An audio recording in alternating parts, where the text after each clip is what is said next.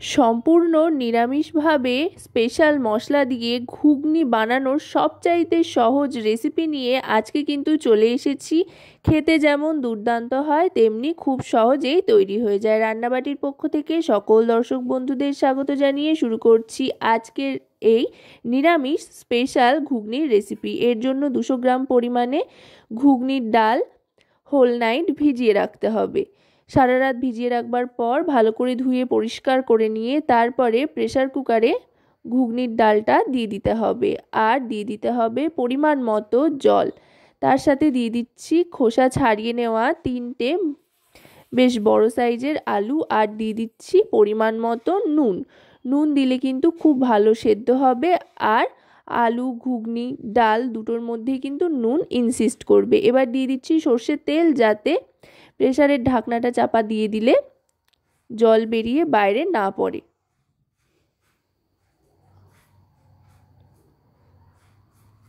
এই ঢাকনা চাপা দিয়ে দিলাম প্রেসারের।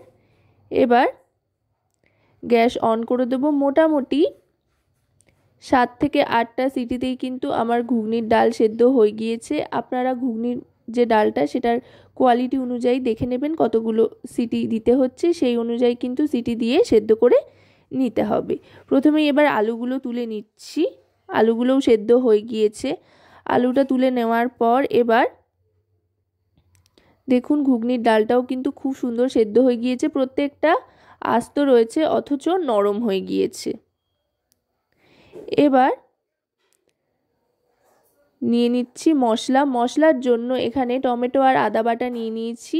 একটা মাঝারি সাইজের টমেটো আর হাফ ইঞ্চি পরিমাণে আদা বাটার সাথে নিয়ে নিচ্ছি 1 টিস্পুন পরিমাণে রোস্টেড ধনে আর জিরে গুঁড়ো। তারপর নিয়ে নিচ্ছি 1 টিস্পুন পরিমাণে হলুদ গুঁড়ো। এবার নিয়ে নেব লাল লঙ্কার গুঁড়ো। এটা কিন্তু একটু ঝাল ঝাল হলে বেশ ভালো লাগে, আর যদি আপনারা বেশি ঝাল পছন্দ না করেন তো কাশ্মীরি রেড চিলি পাউডারও ব্যবহার করতে পারেন।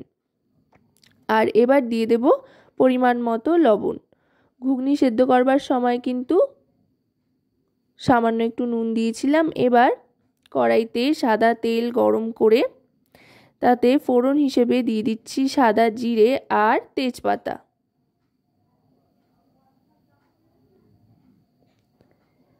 জিরে আর তেজপাতাটা ভালো করে ভাজা ভাজা করে নেওয়ার পর এবার তৈরি করে রাখা যে মশলার মিশ্রণটা ছিল সেটা দিয়ে দিলাম। মশলার মিশ্রণটা দিয়ে এবার ভালো করে কষিয়ে নেব। কষাতে কষাতে মশলাটা সামান্য একটু জল দিয়ে দেব, যাতে করে মশলা পুড়ে না যায় সেই জন্য। আর মশলা কষানোর সময় অবশ্যই কিন্তু গ্যাসের ফ্লেমটা মিডিয়াম টু লোতে রাখতে হবে। লোয়ের দিকে রাখলেই বেশি ভালো হয়। এটা কিন্তু যে কোনো রান্নার ক্ষেত্রে একটা টিপস হিসেবে আপনারা কাজে লাগাতে পারেন।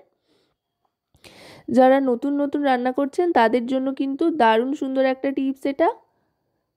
এবার ভালো করে মশলাটা কষিয়ে নেব। দেখুন মশলা থেকে কিন্তু তেল ছাড়তে আরম্ভ করেছে।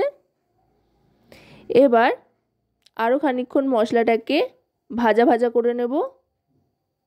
মশলা থেকে খুব সুন্দর একটা গন্ধ ছাড়তে আরম্ভ করলে আর পুরোপুরি তেল ছেড়ে দিলে মশলার থেকে সেদ্ধ করে রাখা আলুটা হাতের সাহায্যেই ভেঙে দিয়ে দিতে হবে।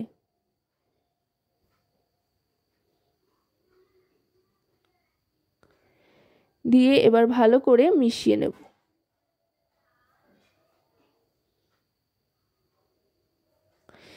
এবার এর মধ্যে দিয়ে দেব সেদ্ধ করে রাখা ঘুগনির ডালটা।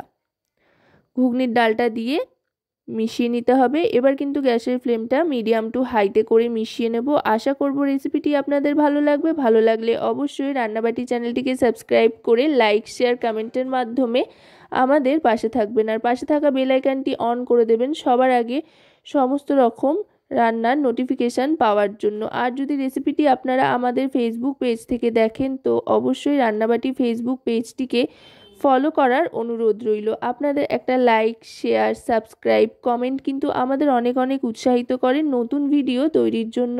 তাই লাইক শেয়ার সাবস্ক্রাইব করে আমাদের পাশে থাকুন, আর আমাদের অনেক অনেক উৎসাহিত করুন নতুন ভিডিও তৈরির জন্য। এবার কিন্তু ফুটতে আরম্ভ করেছে ডালটা। ঘুগনির ডাল ফুটতে আরম্ভ করলে দিয়ে দিতে হবে স্পেশাল মশলাটা। এই মশলার রেসিপি চাইলে কিন্তু আপনারা ডেসক্রিপশানে বক্সে দেওয়া লিঙ্কের থেকে দেখে নিতে পারেন। যে কোনো রান্নায় এই মশলা ব্যবহার করলে কিন্তু স্বাদ অনেক গুণ বেড়ে যায়। এবার দিয়ে দিলাম পরিমাণ মতো চিনি। সমস্তটা সেদ্ধ হয়ে আছে যেহেতু, সেই জন্য শেষে চিনিটা দিয়ে দিলাম। এতে করে স্বাদের খুব সুন্দর একটা ব্যালেন্স আসবে। আর যেহেতু সম্পূর্ণ নিরামিষই, সেই জন্য কিন্তু আপনারা এটা যে কোনো দিনই বানাতে পারেন, নিরামিষ কিংবা আমিষ দিনে। নিরামিষ দিনগুলোতে রুটি, লুচি, পরোটার সাথে খাওয়ার জন্য কিন্তু এই রেসিপির তুলনা হয় না। অসাধারণ লাগে খেতে। বাচ্চা থেকে বড় সকলেই কিন্তু দারুণ মজা করে খাবে। এবার 1 মিনিট মতো স্ট্যান্ডিং টাইমে রেখে আমি সার্ভ করে দিচ্ছি।